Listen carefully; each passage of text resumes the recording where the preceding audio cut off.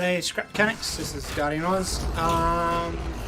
Yeah, I want to show you my mining vehicle. I've just been modifying it here and there, but one of the things goes back to one of my favourite configurations is to put a swinging bearing on the back axle. So these rear tyres can actually pivot on this axle and go up and down at the back.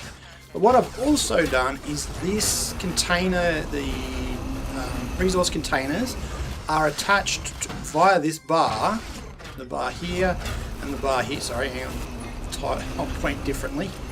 This bar here and the one on this side are actually connected down to the rear bar, and they pivot with that bearing that we were talking about in the middle there.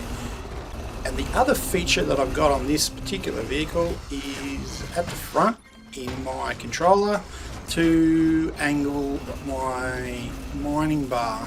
So we've got a bearing over here and we've got a bearing inside here which actually control the angle of my bar. It lifts it up and lowers those onto an angle. And what I've been doing is with the controller is just tweaking the angles to get this rolling nicely like a bulldozer. So yeah, it is just a minor compared to that. The other thing that's important is I run a flat tray, so if I run over hay bots or totes, they get rumbled along the bottom and get destroyed. So that's a feature. And also too is the platform and the wheels. I've got clearance for the steering wheels and we've got clearance at the back. So this wedge gap here is because the bearings are floppy in survival, which works perfect for what we're going to show you. I'll change my view just to get back one. So what we're looking at is the back of the vehicle. I'll run around to show you the angled platform at the back of the station. It's actually really good for suspension testing and doing your articulation. You've got this little ramp here and you can see that the vehicle's got all sorts of twists and angles and it runs like that. But what it also has is it can run really nice. My son calls it the Batmobile because it just rumbles along really well. It's super sweet for traverse.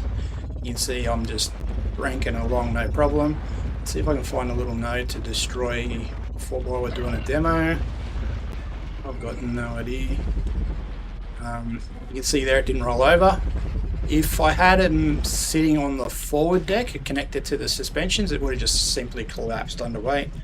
The drills are double stacked connected to a controller. A lot of people just use one,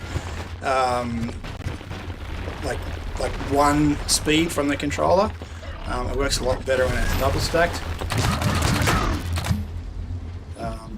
And it, you know, everyone's got their you know, it works well, it doesn't work well, all that sort of stuff. It's lazy, and if I'm pushing and really actually trying to mine, it gets in there pretty well. So yeah, but the thing about it, right, I've just been mining, didn't take long, but the main thing about this one is its pursuit speed, how fast.